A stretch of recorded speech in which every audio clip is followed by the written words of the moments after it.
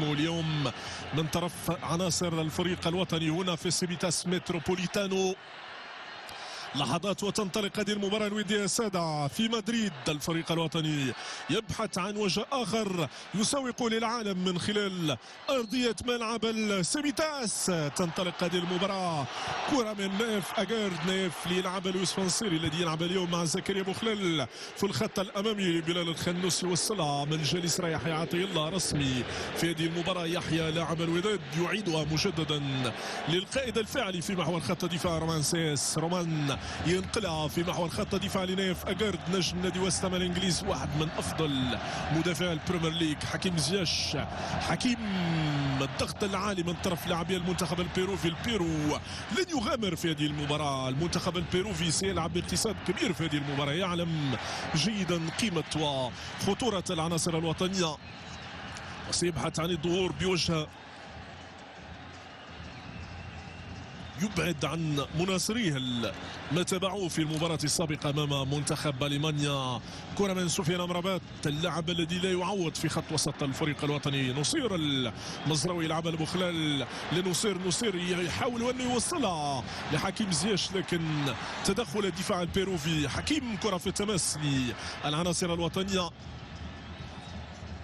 الجمهور اللاتيني والجمهور المغربي لو التقيا معا في نفس الملعب اكيد انه الاجواء تكون يصعب وصفها ويصعب اننا نقدم لكم ولو شويه مما نعيشه في ملعب متروبوليتانو في هذه الليله من ليالي مدريد، في هذه الليله من ليالي كره القدم العالميه. ضربة خطأ للمنتخب البيروفي. ميغيل تراوكو يلعبها لحارس مرمى بيدرو جاليس. بيدرو جاليس لمنتخب البيرو.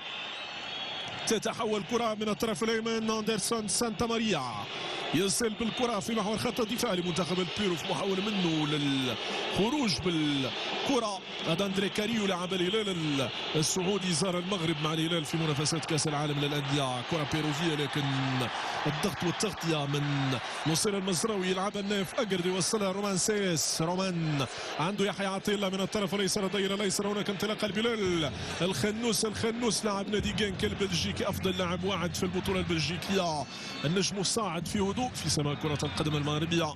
بلال الخنوس نجم يستحق منا الكثير من الاهتمام، يستحق منا الكثير من الدعم، لأنه يذكرني شخصيا ببداية مبارك بوصوفة لاعب أندرلخت البلجيكي السابق. بلال الخنوس كانت عنده نفس البدايات في أندرلخت قبل أن يغادر نحو جينك، وما نظن شيء أنه سيطول به المقام في البطولة البلجيكية لأنه يتوفر على خامة فنية ما شاء الله عليه من مستوى عالي جدا. لويس ادفينكولا الظهير الايمن للبوكا جونيورز. كاريو يبحث عن ايصال الكره للابادولا جاليوكا. كره للامام للعناصر الوطنيه. الضغط العالي، الضغط من يوسف فانسيري وزكريا بوخلل وتدخل الحارس بيدرو جاليس. نصير المزراوي امام كاريو. استخلاص الكره من سفيان امرابات يرجع نايف أجارد تصل لرومان سيس لدفاع الفريق الوطني. رباعي خط دفاع في هذه المباراه يحيى عطية الله ونصير المزراوي ورومان سيس. نايف أجارد في غياب أشرف حكيمي الذي يغيب عن هذه المباراة تحمل على نفسه امام البرازيل واصر على وليد ان يلعب كرسمي تلك المباراه، لكن غادرها مصابا ولكي لا تتفاقم اصابته قرر وليد ان يبعده عن التشكيل سواء الرسمي والاحتياطي في هذه المباراه امام منتخب البيرو. سفيان امرابات مره اخرى. نايف أجارد، نايف لنصير المزراوي. هناك انطلاق من يوسف فانسيري، كره للامام لوصول الاطلس والتغطي من الدفاع البيرو في عمل كبير يقوم به ميغيل تراوكو للحد من خطورة العناصر الوطنية. عبد الصمد الزلزولي يعرف هذا الملعب جيدا وليلعب مباريات كثيرة مع أوساسونا في هذا الملعب. بلال الخنوس وتدخل ادفينكولا لويس. الكرة في التماس للمنتخب البيروفي. هذا تابيا لاعب خط الوسط. ريناتو لاعب مهم جدا في خط وسط المنتخب البيروفي، لاعب ارتكاز يراهن عليه كثيرا مدرب منتخب البيرو بالنظر لما يتوفر عليه من خبرات في كرة القدم العالمية. ريناتو تابيا ليس بالعنصر العادي ريناتو في تشكيل منتخب البيرو. يلعب لنادي سيلتا فيغو في البطولة الإسبانية، 27 سنة، كان متألق مع تفينت ومع نادي فاينارد. كرة للأمام من ياسين بونو. ياسين لو سألتموه عن بدايته في أوروبا سيقول لكم البداية كانت في الفيزنتي كالديرون، الملعب السابق للأتلتي قبل التحول للسيبيتاس متروبوليتانو. خطأ والحكم يتدخل للإعلان عن المخالفة لمصلحة المنتخب البيروفي. كان تدخل نايف أجرد، لم يكن أمامه من حل آخر سوى إيقاف كاريو بهذه الطريقة.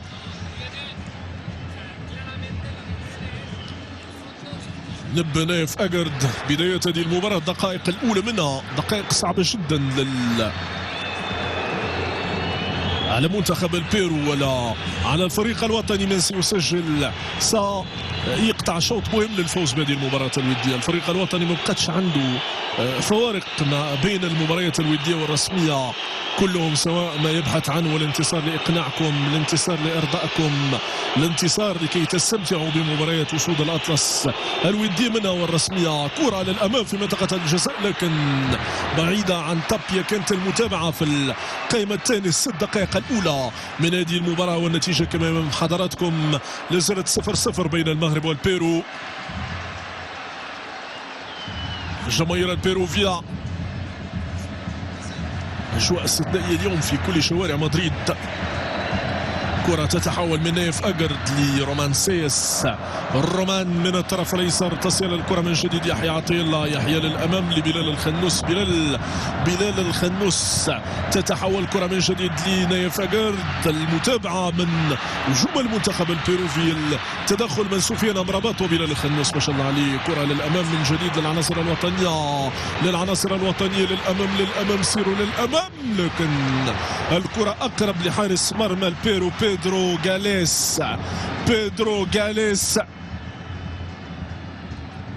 زكريا بوخلال، قود زكريا بوخلال من الجريمة التي يبحث عن استغلال اليوم المدرب وليد الركراكي، فيما حكيم زياش ممكن اعتباره صانع العاب في هذه المباراه، يلعب في خط الوسط مع بلال الخنوس امام سفيان امرابات الذي يلعب كلاعب ارتكاز وحيد في هذه المباراه، وبالتالي النظام الهجومي المعتمد من وليد يبحث من خلاله عن الايقاع بمنتخب البيرو وعن الوصول لمرمى جاليس في الدقائق الاولى من هذه المباراه. كره تعود من جديد لمصلحه المنتخب البيروفي من ميغيل تراوكو.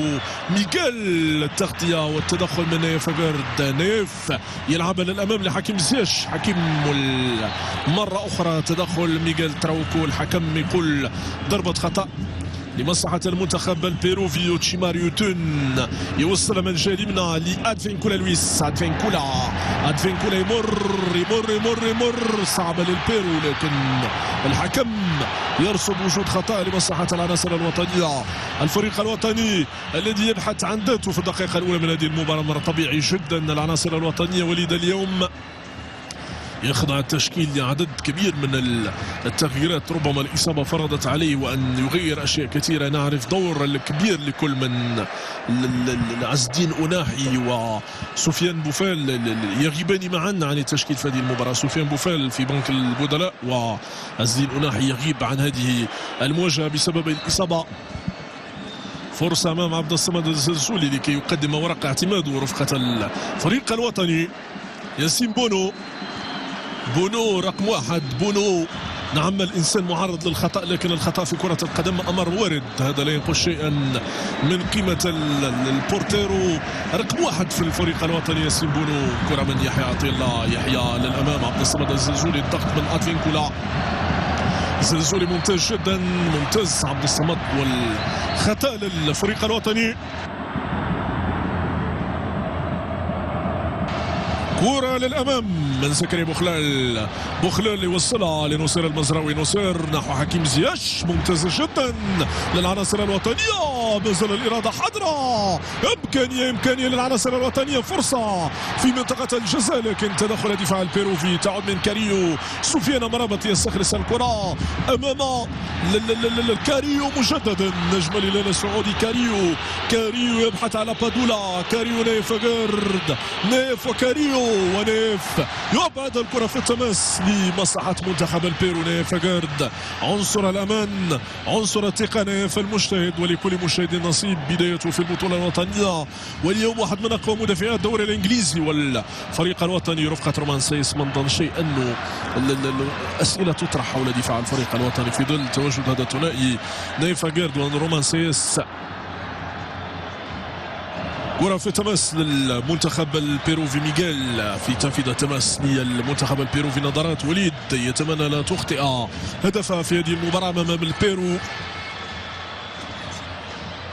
كرة في تماس، طلب للكرة من يوتشيمار يوتون لكن ضاعت من كاريو. تتحول من جديد من نايف أجارد، والكرة في تماس. ريناتو تابيا، نصير المزراوي داير الايمن لنادي بايرن ميونشن الالماني. عاد من الاصابه اليوم نادي بايرن ميونشن. غدا لناجلسمان قلعه الفريق البافاري، والاعتماد على مدرب جديد، على فلسفه جديده، على مدرب لديه من الخبرات ما يكفي لقيادة البايرن ولمنح الثقه لنصير المزراوي. كره من يحيى عطيه الله، تعود من جديد رومان سيس. رومان لسفيان امرابات. سفيان امرابات وسط لاعبي المنتخب البيروفي، يخرج بكورته يلعبها لنصير. نصير لحكيم زياش. حكيم ينتظر الدعم والسند اللي يجيله من زكريا بوخلال. الحكم يطالب بمواصلة اللعب، يقول ما فيش خطأ تماما.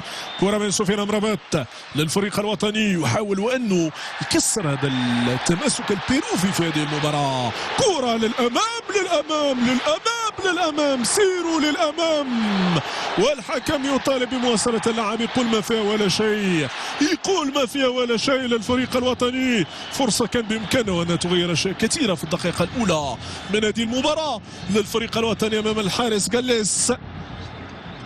هذا عمل كبير في الكرة الماضية، ما كانش مقصودة تماما. هذا الذي يدفع الحكم كي يأمر بمواصلة اللعب في المرة الأولى وفي المرة الثانية، والكرة في الأخير خطأ لمصلحة المنتخب البيروفي. تدخل دفاع المنتخب البيروفي، تدخل ممتاز جدا من دفاع البيرو عبر اندرسون، سانتا ماريا وكارلوس زامبرانو. ثنائي دفاع المنتخب البيروفي، الثنائي الذي يراهن عليه المدرب خوان ماكسيمو رينوسو للحد من خطورة الفريق الوطني في هذه المباراة. كرة في خط دفاع سانتا ماريا لريناتو تابيا يلعب كورته من الجهة اليمنى لأدفينكولا لويس. أدفينكولا هجوميا ممتاز جدا. أدفينكولا كرة تعود من جديد لمنتخب أسود الأطلس لرومان سيس في خط الوسط.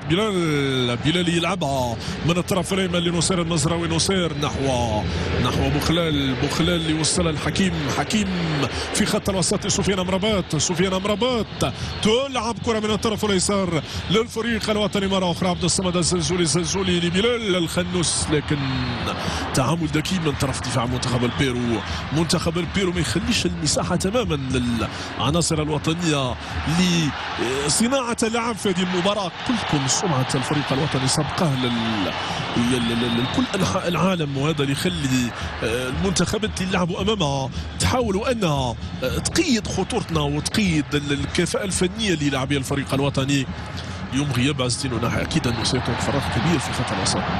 نعرف جيدا قيمه لاعب اولمبيك مارسيليا عز الدين وناحي المجتهد، وناحي الذي شهد كثيرا في يوم من الايام في بولونيا في كاس العالم دانون، وكان في سنه ربما لا يتجاوز 12 سنه. مشى ممثلا لحي لالا مريم لكي يلعب برفقه فريق البرنوسي في بطوله كاس العالم دانون عام 2012 في بولونيا في فارسوفيا. كان نجما واليوم شارك في كاس العالم وكان واحدا من نجوم الفريق الوطني. هنا الطموح اللي وصل، الاجتهاد اللي وصل، التضحيات اللي توصل، والكره للمنتخب البيروفي. كره للبيرو تصل لادفينكولا زامبرانو لسانتا ماريا. كرة في خط الوسط ايتون يلعب للامام والتغطيه من دفاع الفريق الوطني عبر نصير المزراوي. نصير لزكريا بوخلال، التغطيه من جديد من حكيم زياش الذي يجتهد كثيرا مع انطلاق هذه المباراه. كان خطا واضح والحكم يتدخل، واكيد انه لازم انه يلعب بعيدا عن الضغوطات النفسيه.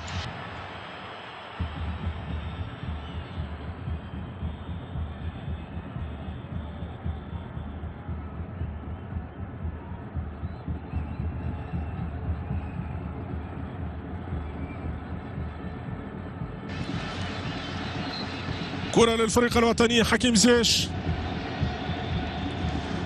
لنايف أجارت للفريق الوطني. تصل كرة لسفيان أمرابات. سفيان رومانسيس.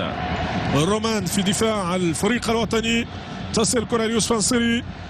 المتابعة من زكريا بوخلال أقرب للحارس جاليس.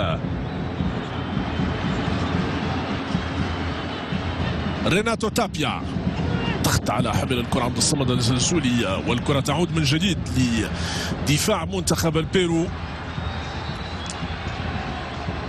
يتراجع ايقاع المباراة بعد البداية اللي كانت فيها ايقاع محترم جدا، لكن الربع ساعة الأولى هذه الهدف سيغير كثيرا من طقوس هذه المباراة وتفاعلاتها. كرة من سفيان أمرابات. سفيان ونكتب للكرة من عبد الصمد الزلزولي. سفيان أمرابات يغير الوجه للطرف الأيسر يحيى عطية الله نحو رومانسيس القاعدة الخلفية للفريق الوطني بتواجد رومانسيس ونايف أجارت. حكيم زياش مفروض عليه وأنه يتراجع شوية للوراء لصناعة اللعب ولتحرير رفقاء وزملائه في هذه المباراة. كرة نحو يوسف نصيري لكن أقرب للحارس جاليس لريناتو تابيا.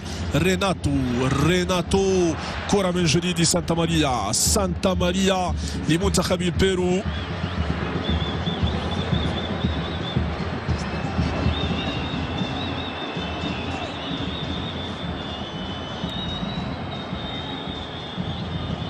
أندي بويو في خط الوسط. لوتشيمار ضاعت وتعود للمنتخب الوطني. كرة للأمام عبد الصمد الزلزولي. عبد الصمد من الطرف الأيسر يلعبها في منطقة الجزاء لكن تمضي بعيدا عن مرمى الحارس بيدرو غاليس. هذه كرة أولى في هذه المباراة كان بإمكانه أن تغير من النتيجة. عبد الصمد الزلزولي يعني الكفاءة الفنية اللي تنفع كثير في مثل هذه المواقف. المتابعة كانت من زكريا بوخلال، كانت طويلة عليه شوية، تضيع الفرصة الأولى للفريق الوطني في هذه المباراة. بيدرو غاليس. الجمهور المغربي يخلق أجواء استثنائية هنا في مدريد في سيفيتاس متروبوليتانو. مدريد التي تتوفر اليوم على ملعبين من مستوى عالي جدا. سيفيتاس متروبوليتانو ملعب الاتلتيكو مدريد دون النغفل عن سانتياغو برنابيو. أعمال إعادة التهيئة لا زالت متواصلة في سانتياغو برنابيو الذي سيصبح ملعبا استثنائيا بكل ما تحمل الكلمة من معنى لواحد من أقوى النوادي في العالم نادي ريال مدريد. كرة للأمام للمنتخب البيروفي. الحكم يمنح امتياز اللعب. تعود من زكريا بوخلال نحو نصر المزراوي لنايف أجارت. نايف لحكيم زياش من الطرف الأيسر. حكيم والكرة في التماس للفريق الوطني. كرة للعناصر الوطنية. نصير المزراوي. وليد الرقراقي. وليد المدرب. وليد المربي. وليد الذي يقدم دروس في كرة القدم. واحد من أبنائنا، واحد من الكفاءات المغربية التي تألقت ورفقة النوادي المغربية ورفقة الفريق الوطني قاده لنصف نهائي كأس العالم، نصف نهائي المونديال. يا سادة نعم، الأمر ليس بالعادي تماما. نعرف جيدا أنه في المونديال لا يقتصر أمر المساندة فقط على الجمهور المغربي. الكل ساند الفريق الوطني في كل مبارياته. وهنا في إسبانيا لا حديث إلا عن عروض أسود الأطلس وعن كفاءات العناصر الوطنية. كرة للأمام من زكريا بوخلال لحكيم زياش. طلب للكرة من الطرف الأيمن نصير مزراوي. لا كان بالإمكان وأن يكون أفضل مما كان في الكرة الماضية. يوسف نصيري كان بإمكانه توقيع الهدف الأول في هذه المباراة. عمل كبير من نصير المزراوي الذي يتحرى من الرقابة، لكن زكريا بوخلال لحكيم زياش. شوف التمريرات المفتاحية بالمليمتر يا أخي لعبها. والمتابعة من طرف حارس المرمى جاليس. ضربة زاوية للفريق الوطني وكان بالهدف يطل من بعيد. الهدف ينتظر الرأس التي تحلق لتوقيع الهدف الأول في هذه المباراة. وجاليس مرة أخرى يبعدها. جاليس يبعد الخطورة عن مرمى المنتخب البيروفي. ضربة زاوية أخرى حكيم زياش ومن يتكفل بتنفيذها. صعود اللاعبين طوال القامة، صعود اللاعبين اللي تمنوا الوصول لمرمى البيرو، توقيع الهدف الأول الذي سيشعل المدرجات، الذي سيجعلنا أمام مباراة مختلفة تماما كرة في منطقة الجزاء وتدخل جاليس والحكم يقول ضربة خطأ لمصلحة المنتخب البيروفي لحارس مرماه جاليس. خطورة العناصر الوطنية تتضح تدريجيا في الجولة الأولى من هذه المباراة من منتخب البيرو. حتى مدرب منتخب البيرو يستشعر الخطورة، خطورة العناصر الوطنية على مستوى خط الهجوم في ظل تواجد يوسفنسيري الذي يصول ويجول في سماء البطولة الإسبانية، في سماء لا ليغا مع سيفيا. يقدم مستويات رائعة هذا الموسم. ابن فاس العالمة، ابن فاس عاصمة العلم والثقافة لقدمتنا يوسفنسيري، خريج أكاديمية محمد السادس لكرة القدم. كرة من ريناتو تابيا، ريناتو من جديد يلعب كرته من الطرف الأيمن، ريناتو كرة للأمام وياسين بونو يتدخل. ياسين بونو لحكيم زياش، حكيم يمر، حكيم ينتظر الدعم والسند، لكن تدخل دفاع المنتخب البيروفي. كارلوس زامبرانو كرة للأمام لمنتخب البيرو. كارلوس يلعبها من الجهة اليمنى لأدفينكولا، ريناتو تابيا، سانتا ماريا لريناتو تابيا، سانتا يلعبها من جديد للمنتخب البيروفي. لا يغامر كثيرا في هذه المباراة منتخب البيرو، أمر عادي جدا. منتخب البيرو ربما ليبحث عن السقوط مرة أخرى كما سقط أمام منتخب ألمانيا، أمام الناسيونال مانشافت في المباراة الودية الأخيرة 2-0. اليوم من ضمن شيء أنه سيتقبل خسارة أخرى أمام جمهوره الكبير الذي يتابع هذه المباراة، ما يقارب ال 22,000 مناصر من مناصري منتخب البيرو في سيفيتاس متروبوليتانو، كلهم حماس لمساندة منتخب بلدهم. قبل ذلك هناك الملايين من الجماهير المغربية من طنجة إلى البويرة، الكل يساند والكل يدعم والكل وراء فريقه الوطني، الكل وراء المنتخب. يمثل بلد عظيم، يمثل شعب عظيم، يمثل المغرب بشعاره الخالد الله الوطن الملك. اليوم نتابع أجواء استثنائية في كل مدن العالم، في كل العواصم العالمية، شيء مثير للانتباه. الكل يتحدث عن بلدنا بافتخار كبير، سواء منجزاته في مختلف الميادين منها الثقافية والفنية والرياضية. المغرب المتألق. كرة من جديد من الطرف الايسر لرومان سيس، رومان عبد الصمد الزلزولي خرج كورته لسفيان امرابات.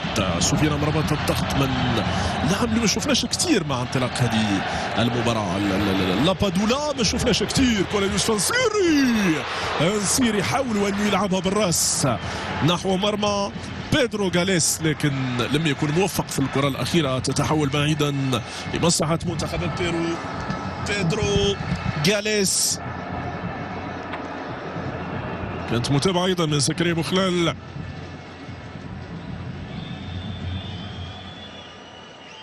ضربة مرمى للمنتخب البيروفي. جاليس والحارس الأكثر اختبارا في ال 22 دقيقة التي مضت من زمن الجولة الأولى من هذه المباراة بين المغرب والبيرو. بيدرو جاليس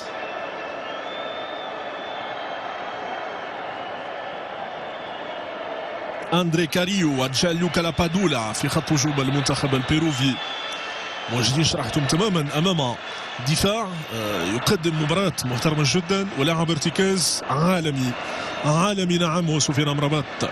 لما سئل وليد الركراكي اليوم امس في المؤتمر الصحفي قال المركز ربما اللي شاطنك شويه، المركز اللي ما مخليكش مرتاح، المركز اللي ما عندكش فيه خيارات كثيره. قال نعم، سفيان امرابات لا يعوض في خط وسط الفريق الوطني. عندي بدلاء في كل المراكز، لكن سفيان امرابات لاعب بمواصفات سفيان امرابات صعب انك تجده في الفريق الوطني في هذه الساعه. كرة من جديد في خط الوسط نحو أندرسون سانتا ماريا يلعب كرة للأمام نحو لابادولا الإيطالي البيروفي. كان في وقت من الأوقات يحلم بلعب لاتزوري الإيطالي. كرة للفريق الوطني للأمام، لكن راي مرفوعة من طرف الحكم المساعد الذي يعلن عن تسلل يوسف نصيري.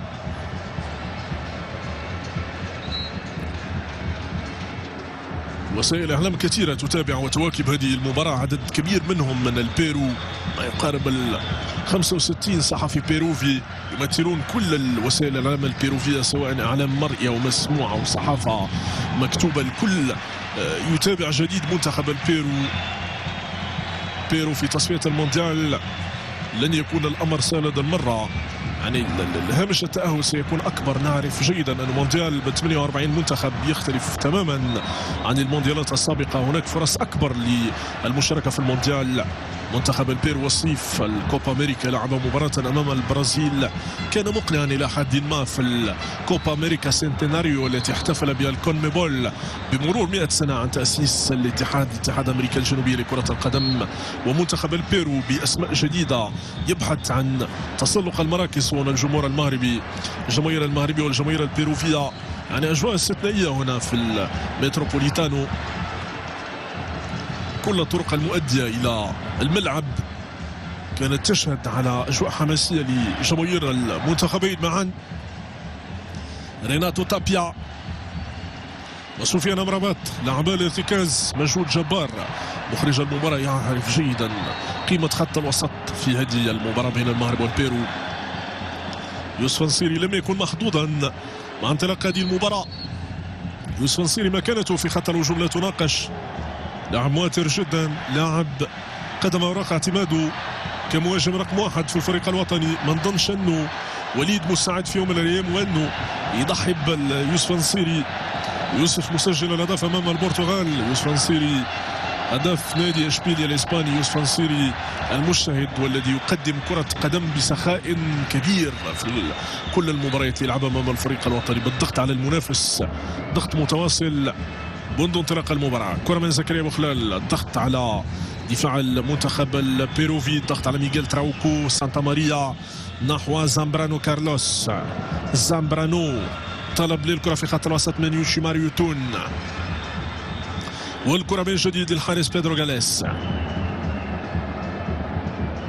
بيدرو يوشيمار لاعب الارتكاز، يلعب كلاعب ارتكاز أمامه ريناتو تابيا. كاريو، سانتا ماريا للحارس بيدرو غاليس. منتخب البيرو والآخر يعجز تماما لما يقارب 27 دقيقة عن الوصول لمرمى الفريق الوطني. ما شفناش منتخب البيرو ينجح في الوصول وفي تهديد مرمى الفريق الوطني في هذه المباراة. وراء ليوتشيمار يوتون. يوتشيمار ولا حل أمامهم. الحلول شبه منعدمة في هذه المباراة على منتخب البيرو. يفضل أن يلعب أندرسون سانتا ماريا. أندرسون الضغط من طرف العناصر الوطنية. كاريو أندري للأمام للمنتخب البيروفي، والمتابعة من ايفاغارد والحارس ياسين بونو. يا بونو لسفيان أمرابات. سفيان أمرابات، بلال الخنوس. بلال لسفيان. كرة من جديد نيفاغارد طلب للكرة من سفيان أمرابات، يلعب قريب نحو الخط الدفاع لإغلاق كل المنافذ أمام لابادولا وأمام كاريو. مباراة اليوم مختلفة تماما عن المباراة السابقة أمام البرازيل، ولو أنه ينتميان معا لنفس المنطقة الجغرافية لأمريكا الجنوبية، لكن الأسلوب مختلف. البرازيل يلعب كرة قدم مفتوحة، البرازيل يتوفر على خيارات فنية وقامات فنية من طراز أول، لكن البيرو بشكل آخر. كرة من بلال والتغطية من دفاع المنتخب البيروفي. والكرة ضربة مرمى للحارس بيدرو غاليس. ضربة مرمى للبيرو. بلال الخنوس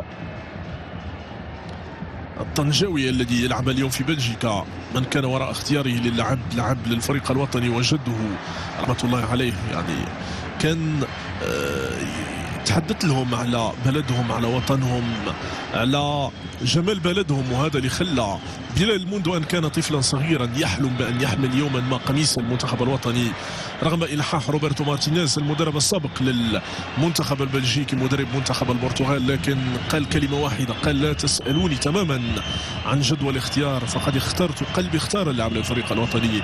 هو بلال اليوم عنصر رسمي في الفريق الوطني في المباراة السابقة أمام البرازيل، وفي مباراة اليوم أمام البيرو. عبد الصمد الزنزوري يمر من الطرف الأيسر للفريق الوطني، والكرة في التماس لوسود الأطلس. ظهير خط دفاع في هذه المباراة لمنتخب البيرو لا يصعدان كثيرا، والأمر هادي في ظل تواجد عبد الصمد الزلزولي وحكيم زياش ومعهم زكريا بوخلال. تعليمات المدرب البيروفي ما تخلوش لهم المساحات تماما على اطراف، هذا الذي يبرر انه كل من لويس ادفينكولا والرقم 6 ميغيل تراوكو ما يساعدوش تماما لمساندة خط الهجوم. لما يقارب 30 دقيقة ما شفتهم شخصيا صعدوا لمساندة الخط الامامي. كرة من نصير المزراوي كان في وضع تسلل، والكرة تتحول لمنتخب البيرو. هي ثاني مباراة ودية أو ثاني مباراة في تاريخ المواجهات المباشرة بين المغرب والبيرو. الأولى عام 1970 لما فاز منتخب البيرو بقيادة نجمه الكبير كوبياس. كوبياس كان واحد من أفضل اللاعبين في سبعينيات القرن الماضي. كوبياس نجم نجوم البيرو، كوبياس الذي يظل مصدر افتخار لكل البيروفيين. كرة للأمام وتدخل نايا فاغارد تجده في كل مكان، قادر حازم متمكن من كل الأدوات الدفاعية اللي تخليه وأنه يبعد الخطر تماما على دفاع الفريق الوطني. كرة من جديد لسفيان أمرابات نحو ياسين بونو لنايا فاغارد. شوف الضغط العالي الممارس من لاعبي المنتخب البيروفي. 4-4-2 من جديد. كرة حكيم زياش، حكيم لنايا فاغارد، نايف لياسين بونو. ياسين يلعب كرة نحو بلال الخنوس، تعود لحكيم زياش. حكيم وصير المزراوي يرجعها له يلعبها له. كرة للأمام لحكيم لزكريا بوخلال يتحصل على ضربة زاوية للفريق الوطني. والكرات الثابتة ممكن اعتبارها مشروع هدف أول في هذه المباراة للفريق الوطني أمام البيرو في ظل توفر عدد من اللاعبين طوال القامة. صعود رومان سايس ونايا فاغارد معهم يوسف نصيري والبقية. هذا وقت الهدف وهذا الوقت المناسب لفك هذا اللغز الدفاعي للمنتخب البيروفي.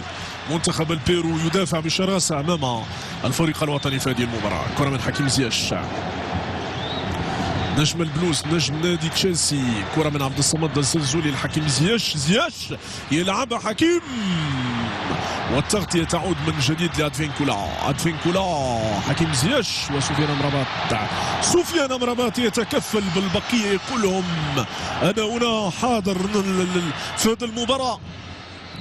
شخصية استثنائية لويس ادفينكولا الذي تحول من ظهير أيمن لجناح أيسر في محاولة منه لاستغلال هذه الكرة المرتدة، لكن تدخل سفيان أمرابات.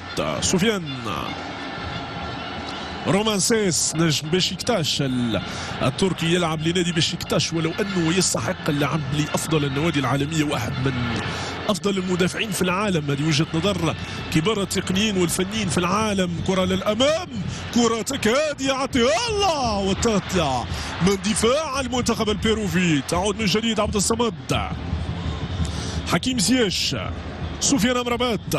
تعود من جديد لنايا فاغارد، نايف لسفيان.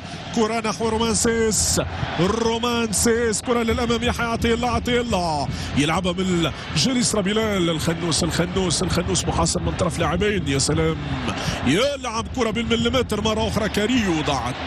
كاريو ضاعت تدخل ريناتو في الكرة الماضية. كرة من حكيم زياش يلعبها، والمتابعة والحكم يقول وصلوا اللعب لوجود الخطأ تماما.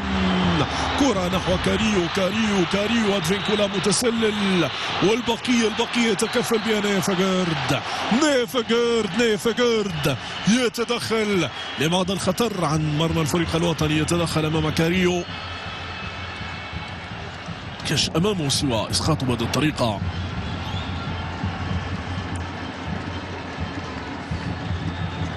التدخل في الكرة الماضية من ريناتو تابيا كانت صعيبة شوية، لو كان حكم آخر لا أعلن عن ضربة خطأ لمصلحة الفريق الوطني، لكن معليش تتواصل هذه المباراة في سماء مدريد. كرة من رومان سايس، لزكريا زكريا من الطرف الأيمن. بوخلال يمر لحكيم زياش مصير المزراوي لحكيم. منتخب البيرو يضغط دفاعيا. كرة للأمام، زكريا النصير، يلا يا نصير، كرتك يا نصير. ويوسف نصيري وتدخل دفاع المنتخب البيروفي، تضيع فرصة أخرى للفريق الوطني. كان بالإمكان وأننا نتابعوا له هدف هذه المباراة للفريق الوطني. عمل كبير من نصير المزراوي، نصير ضير الأيمن الذي يقدم مستويات كبيرة منذ زمن طويل، لم يلعب كرسمي في مكانه الطبيعي كضير أيمن في ظل تواجد أشرف حكيمي. هذا قدر المنتخبات الكبرى، يعني كل مركز تجد لاعبين من نفس المستوى، هذا اللي يخلي وليد يتعامل بحزم مع كل اختيارات الفنيه المتاحه امامه. جماهير منتخب البيرو تساند منتخبها في هذه المباراه، والجماهير المغربيه تدعم اسودها، تقف وراء منتخبها، تقف وراء اولادها، تقف وراء مبدعيها في هذه المباراه هنا في سيفيتاس متروبوليتانو. كرة للمنتخب البيروفي من ريناتو تابيا من جديد سانتا ماريا.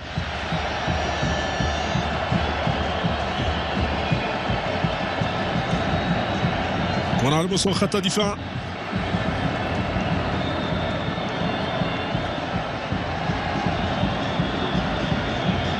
سانتا ماريا للمنتخب البيروفي.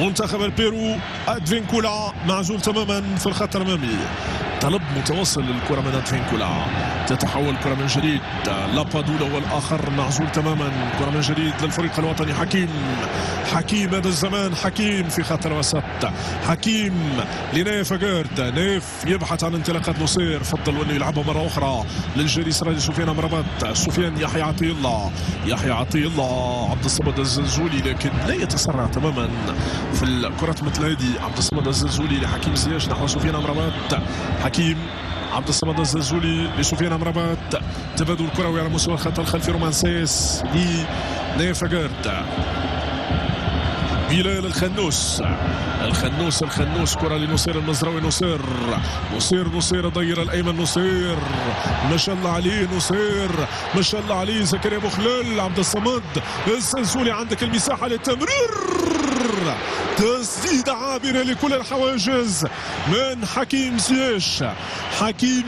كان بإمكانه أن يسجل الهدف الأول في هذه المباراة. فرصة للعناصر الوطنية، سرعة التحول من الطرف الأيمن، وصل المزراوي يلعبها، المتابعة من زكريا بوخلال، عبد الصمد الزلزولي اللي حرر الكرة ومررها لزياش الذي يسدد بعيدا عن المرمى. دفاع البيرو عاني كثيرا امام نصير المزراوي في هذه المباراه. نصير المزراوي يعذب كثيرا دفاع المنتخب البيروفي في هذه المواجهه. كره من سانتا ماريا، كانت صعيبه الكره الماضيه للمنتخب البيرو، تعود من جديد للمنتخب البيروفي. منتخب البيرو نفس الاسلوب، نفس الطريقه، نفس القناعات عند الجهاز الفني للمنتخب البيروفي. كرة من ريناتو تابيا من جديد، ريناتو يحاول وانه يجتهد في خط الوسط، يحاول وانه يحرر رفاقه في خط الوسط في هذه المباراة.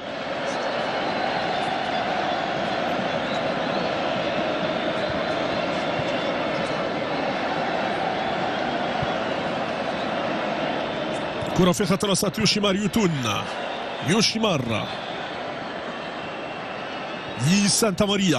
سانتا ماريا، ريناتو تابيا نحو سانتا ماريا من جديد.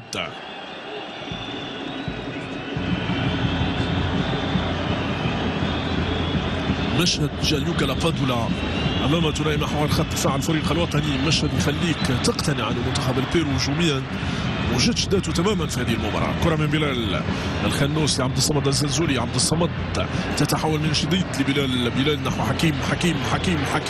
حكيم يسير وحيدا، لن تسير وحيدا يا حكيم، والحكم لم يعلن عن ضربة خطأ. تعود من جديد نحو كاريو عبد الصمد الزلزولي. الكرة الثانية مهمة جدا، يعني الاسلوب اللي يلعب به الفريق الوطني منذ زمان، منذ مجيء وليد الركراكي، اسلوب استثنائي، الكل يهاجم والكل يدافع، الكل عنده هدف واحد، القتال الى اخر رمق من اجل استرجاع الكره، وهذا امر مهم جدا. في بعض الاحيان كنا نهاجم جيدا، كنا نصنع حلول كثيره، لكن لم نكن ندافع بشكل جيد، ولم تكن هناك فلسفه موحده في التعامل مع المنافسين لما تكون الكره عندهم ولما تضيع منا الكره. هذا شيء مختلف مع وليد الركراكي، الكل يدافع والكل يهاجم. ونادفينكولا تتحول من جديد لرومان سيس، رومان بلال الخنوس، عبد الصمد الزلزولي، عبد الصمد يمر، عبد الصمد المعزول وراء كماشة دفاعية بيروفيا ليوسف نصيري، يوسف لنصير المزراوي، نصير يلعبها من الطرف الايمن لزكريا بوخلال، زكريا بوخلال ينتظر الدعم والسند، نصير مزراوي، حكيم زياش، سفيان امربات، طلب للكرة من بلال الخنوس، ضاعت، تتحول من جديد للمنتخب البيروفي وسفيان امربط يسترجعها، يلعب اليوسف نصيري، يوسف وجد امامه يحيى عطيه الله، يحيى الظهير الايسر، يحيى يلعبها من جديد لزكريا بوخلال، زكريا بوخلال لاعب نادي تولوز الفرنسي يلعبها 1-2، كان خطا، يلا زكريا، زكريا كورتك يا زكريا، مازال الكرة ومازال الخطورة للعناصر الوطنية، بلال يسدد لكن بعيدا عن مرمى المنتخب البيروفي.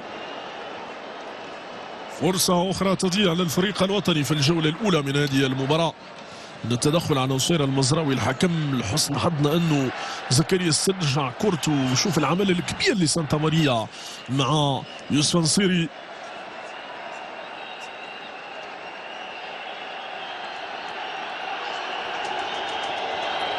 وليد ركراكي في بنك البدلاء يقف شاهدا على ما يقع في هذه المباراة. وليد نعرف جيدا عن الكلمة والعبارة التي كانت تاريخية في المونديال، نية وردة الوالدين اللي كانت حاضرة بقوة، وهذه الابتسامة الجميلة جدا لأشرف حكيمي مع منير المحمدي وباقي بدلاء الفريق الوطني. النية، وكلما أحسنت نيتك أحسن الله حالك، وكلما تمنيت الخير لغيرك جاءك الخير من حيث لا تحتسب. وردة الوالدين لا يستقيم بها حال الإنسان بطبيعة الحال في كل المجالات، نضيفوا لها الاجتهاد، يعني النية وردة الوالدين والاجتهاد والتضحية وتبليل القميص، لأنه القميص الذي يرتضيه كل لاعب عندهم وعي تام بأن القميص غالي جدا، يمثل بلد في عمر ما يزيد عن ال 12 قرن، بلد عظيم. ونحن اليوم نتوفر على منتخب يستحق منا كل احترام، منتخب يستحق منا كل الثناء وكل الإشادة وكل الدعم، نوقف وراءه في السراء والضراء. نعود المباراة والكرة للمنتخب البيروفي، منتخب البيرو لبيدرو غاليس. لم يتبقى الكثير عن نهاية الجولة الأولى من هذه المباراة بين البيرو والفريق الوطني، والنتيجة كما أمام حضراتكم لازالت 0-0. كرة من ايفاغورت، زكريا بوخلال يمر، والتغطية من دفاع المنتخب البيروفي ميغيل تراوكو لسفيان امربات، سفيان ميغيل، الضغط العالي وسعادة الكرة من كاريو، الحكم يقول خطأ للعناصر الوطنية.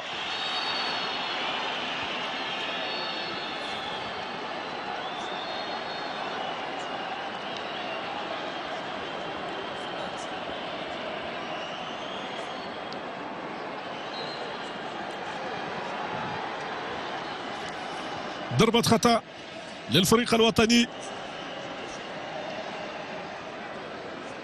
كرة ثابتة، حل آخر يلوح في الأفق في هذه المباراة لمنتخب أسود الأطلس.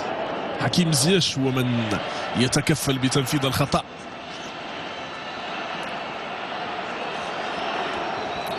الجمهور المغربي يدعم يساند الفريق الوطني،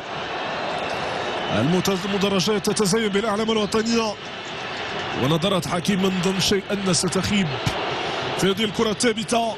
كرة منك يا حكيم يلعبها، حكيم وجرى للحارس البيروفي.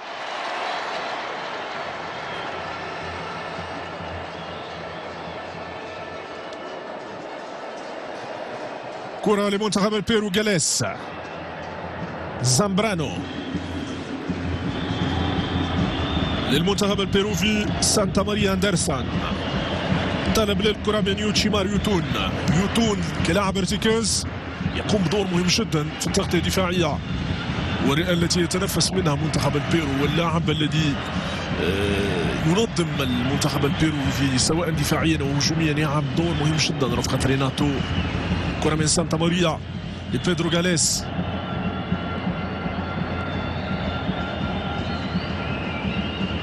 تصل كرة لسانتا ماريا، يوشيمار يوتون يلعبها من الطرف الايمن، زامبرانو تضيع، تتحول من جديد للفريق الوطني. يوتون للحارس جاليس،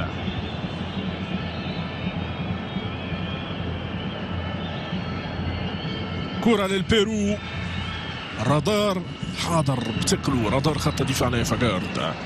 نايفاغارد نظام دفاعي مشفر ب نظام تشفير معقد للفريق الوطني، يضم كل من نايفاغارد ورومانسيس. كرة من جديد ادفينكولا، زامبرانو في خط الوسط ليوتون، تصل كرة ريناتو تابيا، ريناتو خرج كرة من الجهة اليسرى وتدخل من دفاع الفريق الوطني. وصل المزراوي دفاعيا 10/10، هجوميا لا يناقش. كرة من جديد حكيم زياش، تصل من جديد لرومانسيس، 3 دقائق وقت مضاف، تلعب كرة لحكيم، حكيم عنده بلال، حكيم يلعبها ليحيى عطية الله، يحيى سفيان أمرابات نحو عبد الصمد، تصل من جديد سفيان أمرابات لنصير المزراوي، يلعب كورته لنايفاغارد. وليد اليوم يخضع خط الوسط لمتغيرات، يبحث من خلالها عن خيارات أخرى، نظم تكتيكية أخرى ممكن وأنه يلجأ لها في مباريات كأس أفريقيا وفي تصفية كأس العالم. ضربة خطأ لسفيان أمرابات، أفضل لاعب ارتكاز في العالم، يعني هناك قناعة لدى الكل أنه أي مدرب في العالم يتمنى توفر على سفيان أمرابات. كبار نجوم كرة القدم العالمية يتحدثون بإعجاب كبير على سفيان أمرابات. بلال لزكريا لنصير، نصير المزراوي مر، يلعبها من جديد لزكريا بوخلال يحضر كورته لحكيم زياش، ماذا سيقوم به حكيم؟ يسدد وتدخل دفاع المنتخب البيروفي. لو لم ترتد من دفاع المنتخب البيروفي لا أخذت مكانها في مرمى الحارس البيروفي. ترويض الكرة بالقدم اليسرى وتسديدها باليمنى وتصدي للدفاع البيروفي. ضربة زاوية للفريق الوطني، حكيم زياش مرة أخرى، هي الخامسة أظن في هذه المباراة، هي خامس ضربات الزوايا للفريق الوطني في هذه المباراة. حكيم زياش يلعبها لعبد الصمد الزلزولي لحكيم، حكيم مجددا نحو عبد الصمد وتدخل يوتون من الجهة اليمنى، والكرة ضربة مرمى للحارس جاليس. نلعب ثاني دقائق الوقت البدل الضائع، والنتيجة كما أمام حضراتكم لازالت 0-0 بين المغرب والبيرو. ولا شيء يوحي أنها مباراة ودية اليوم بين البيرو والمغرب، ولا شيء يوحي بأنها مباراة ودية. هذه مباراة رسمية في أدق تفاصيلها وجزئياتها وطبيعة إدارتها. كرة من جديد للمنتخب البيروفي، يوتون يلعبها زامبرانو عنده ادفينكولا، لكن فضل أنه يلعبها للجهة اليسرى. أين يتواجد ماركوس لميغيل تراوكو، تصل من جديد يوتون لزامبرانو، والخطأ بيروفي. يوتون ريناتو تابيا، تصل من جديد للمنتخب البيروفي. ميغيل تراوكو ليوتون للبيرو. آخر محاولات المنتخب البيروفي، أدفينكولا لريناتو أدفينكولا. منتخب البيرو يضغط من الطرف الأيمن، يبحث عن المساحات التي لم يجدها تماما طيلة دقائق الجولة الأولى. تعذب كثير وراء الكرة منتخب البيرو، ما وجدش ذاته تماما سواء من الناحية الدفاعية والهجومية. هنا حكم المباراة للجولة الأولى يا سادة بنتيجة التعادل بين المغرب والبيرو. المباراة التي تقام هنا في ملعب سيفيتاس متروبوليتانو في العاصمة الإسبانية مدريد، على أمل لقائكم مع انطلاق الجولة الثانية. هذا سفيان رشيدي يحييكم، دمتم في رعاية الله.